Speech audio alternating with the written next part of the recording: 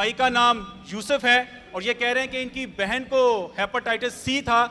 आप सब जानते हैं कि हेपेटाइटिस सी ऐसी बीमारी है कि कुछ कंट्रीज हैं, बल्कि यूएई में भी अगर आपको हेपेटाइटिस सी है तो आपको वो एंटर नहीं होने देंगे। ये कह रहे हैं कि इन्होंने फेसबुक पे पादरी एडिसन को मैसेज किया और उन्होंने इनके लिए दुआ की और इनकी सिस्टर जो मुल्क पाकिस्तान में है उसका उसी टाइम दुआ करने के बाद ही फोन आया कि मेरी जो तमाम रिपोर्ट्स हैं वो सारी बिल्कुल पॉजिटिव हैं और कोई भी हेपेटाइटिस सी की बीमारी नहीं है उनको।